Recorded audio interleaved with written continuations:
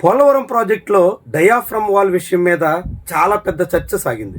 చంద్రబాబు నాయుడు పాలనలో diaphragm wall నిర్మాణం జరిగితే ఆ తర్వాత జగన్మోహన్ రెడ్డి అధికారంలోకి రాగానే ఆ డయాఫ్రమ్ వాల్ కొట్టుకుపోయింది. దాంతో ఇప్పుడు మరోసారి భారీ మొత్తం వెచ్చించి డయాఫ్రమ్ వాల్ నిర్మించక తప్పని పరిస్థితి వచ్చింది. దానికోసం అప్పట్లో సుమారుగా 450 కోట్ల రూపాయలు వెచ్చిస్తే ఇప్పుడు 1000 కోట్ల రూపాయల వరకు ఖర్చు చేయాల్సిన పరిస్థితి వస్తుంది. అంటే ఆంధ్రప్రదేశ్ రాష్ట్ర ప్రజల సొమ్ము 1000 కోట్లు అదనంగా ఖర్చు చేయక తప్పని పరిస్థితి డయాఫ్రమ్ వాల్ మూలంగా జరిగింది. ఈ డయాఫ్రమ్ వాల్ కొట్టుకుపోవడానికి మీరంటే మీరు కారకులు అంటూ చంద్రబాబు అండ్ కో జగన్మోహన్ రెడ్డి ప్రభుత్వాన్ని నిందిస్తే జగన్మోహన్ రెడ్డి ఆయన పార్టీ నేతలు చంద్రబాబు సర్కార్ని తప్పుపట్టారు.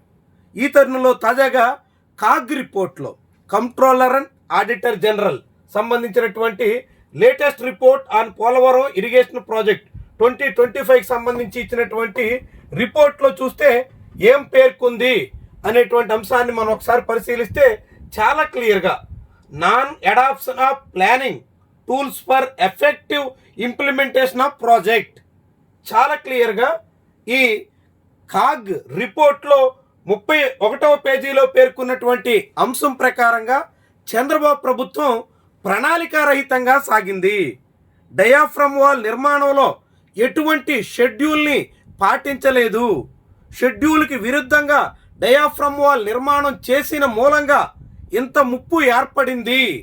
అంటే కాగ్ ఇప్పుడు చంద్రబాబు సర్కారు హయాంలో జరిగినటువంటి దోషాన్ని వేలెత్తి చూపుతోంది. పోలవరం ప్రాజెక్టు చాలా క్లియర్గా వాళ్ళ ఇమేజెస్తో డయాగ్రామ్తో మనం చూడొచ్చు. ఇది కాఫర్ డ్యామ్, ఎగువ కాఫర్ డ్యాము నిర్మించారు, దిగువ కాఫర్ డ్యామ్ ఉంటుంది, మధ్యలో ఈసీఆర్ఎఫ్ డ్యామ్ నిర్మాణం కోసం అంటూ ఇక్కడ ఈ పోలవరం ప్రాజెక్టులో ఇక్కడ డయాఫ్రమ్ వాల్ నిర్మాణం చేశారు. ఇది దాదాపుగా ఈ ఈసీఆర్ఎఫ్ మెయిన్ డ్యామ్కి పునాదిగా మనం డయాఫ్రమ్ వాల్ని చెప్పాల్సి ఉంటుంది. అలాంటి పునాది నిర్మాణం విషయంలో చంద్రబాబు సర్కారు షెడ్యూల్కి విరుద్ధంగా సాగింది. చాలా clear. Non adoption of planning tools for effective implementation, planning షెడ్యూల్ని ఏమాత్రం పట్టించుకోలేదు. దానివల్ల ఏమైందంటే ఇక్కడ గ్యాప్ 3 దీన్ని పోడ్చకుండా కాఫర్ డ్యామ్ కొంత మిగిల్చేసి గ్యాప్ ఉంచేసి కిందనే డయాఫ్రమ్ వాల్ నిర్మాణం చేసేసారు. కాఫర్ డ్యామ్ నిర్మించాం అనే పేరుతో కిందన డయాఫ్రమ్ వాల్ నిర్మాణం పూర్తి చేసేసినట్టుగా అడావుడిగా చెప్పుకున్నారు. ఈ ఎగువ కాఫర్ డ్యామ్ నిర్మాణం పూర్తి చేయకపోవడం వల్ల 2019-20, 2020-21 2 సార్లు గోదావరికి భారీ వరదలు వచ్చిన నేపథ్యంలో ఈ వరదంతా ఫ్లడ్ అంతా నేరుగా డయాఫ్రమ్ వాల్ని కొట్టింది. దాంతో డయాఫ్రమ్ వాల్ కొట్టుకుపోవాల్సిన పరిస్థితి వచ్చింది. అంటే ఈ ఎగువ కాఫర్ డ్యామ్, దిగువ కాఫర్ డ్యామ్ నిర్మాణం పూర్తి అయిన తర్వాత ఈ మధ్యలో ఈసీఆర్ఎఫ్ డ్యామ్ నిర్మాణం కోసం డయాఫ్రమ్ వాల్ నిర్మించాల్సి ఉంటే చంద్రబాబు సర్కారు అందుకు విరుద్ధంగా ఈ గ్యాప్ 3, గ్యాప్ 1, గ్యాప్ 2 వీటన్నిటినీ అట్లా ఉంచేసి డయాఫ్రమ్ వాల్ నిర్మాణానికి పూనుకుంది. ఆ గ్యాప్స్ మూలంగా మొత్తం గోదావరి వరద జలాలన్నీ నేరుగా ఈ డయాఫ్రమ్ వాల్ మీదుగా పయనించే పరిస్థితి వచ్చింది. దాని కారణంగా రాష్ట్ర ఖజానాకు సంబంధించినటువంటి పెద్ద మొత్తం వృధా కావడమే కాకుండా రెండో వైపు చాలా ఏళ్ల పాటు పోలవరం ప్రాజెక్టు పనులు ఏం చేయాలో పాల్పోని పరిస్థితి వచ్చేసింది. 3-4 సీజన్లు పోలవరం ప్రాజెక్టు పనులు ఎటు మళ్లించాలి, ఎట్టా మళ్ళీ మొదలెట్టాలి, అసలు డయాఫ్రమ్ వాల్ పనికొస్తుందా, మళ్ళీ దాన్నే ఉపయోగించాలా, కాకుంటే కొత్తది నిర్మించాలా, కొత్తది మళ్ళీ సైమల్టేనియస్గా దానికి ఆనుకుని ఇంకొకటి నిర్మించాలా, ఏం చేయాలన్న దాని మీద కేంద్ర ప్రభుత్వ వర్గాలు మళ్ళా గుల్లాలు పడాల్సిన పరిస్థితి వచ్చింది. సిడబ్ల్యూసి, పోలవరం ప్రాజెక్ట్ అథారిటీ వీళ్ళంతా కూడా విస్తృతంగా పరిశోధనలు చేయక తప్పని పరిస్థితి దాపురించింది. ఎందుకయ్యా అంటే తొలుత డయాఫ్రమ్ వాల్ నిర్మాణం చేపట్టినప్పుడే ప్రణాళిక లోపించడం వల్ల. చాలా క్లియర్గా non adherence to the planned construction schedule led to damage of diaphragm wall. చాలా క్లియర్గా అసలు మీరు షెడ్యూల్ని ఏమాత్రం ఖాతరు చేయకుండా యథేచ్ఛగా ప్లాన్డ్ కన్స్ట్రక్షన్ షెడ్యూల్ని మీరు విస్మరించడం వల్ల ఈ డయాఫ్రమ్ వాల్ డ్యామేజ్ అయ్యింది. ఇది కాగ్ రిపోర్ట్లో ఉంది. మరి ఆ డయాఫ్రమ్ వాల్ నిర్మాణం చేసింది ఎవరు? ఆ షెడ్యూల్ని ఖాతరు చేయకుండా యథేచ్ఛగా నిర్మాణానికి పూనుకుంది ఎవరు?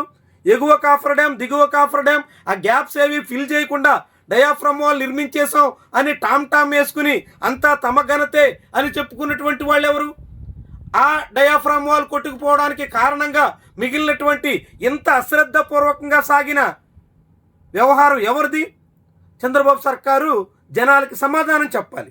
3-4 ఏళ్ళు పోలవరం ప్రాజెక్టు నిర్మాణంలో వృధాగా సమయం కోల్పోవడమే కాకుండా రెండో వైపు 1000 కోట్ల రూపాయలు అదనంగా ఖర్చు చేయక తప్పని పరిస్థితి వచ్చిందంటే అందుకు ప్రధాన కారణం కాగ్ చెప్తున్నట్టుగా ప్లానింగ్లో షెడ్యూల్లో చాలా తీవ్రమైనటువంటి అలసత్వం, పూర్తి నిర్లక్ష్యం, ఏమాత్రం షెడ్యూల్ ప్రకారంగా కన్స్ట్రక్షన్ చేయలేదు కాగ్ చెప్తోంది.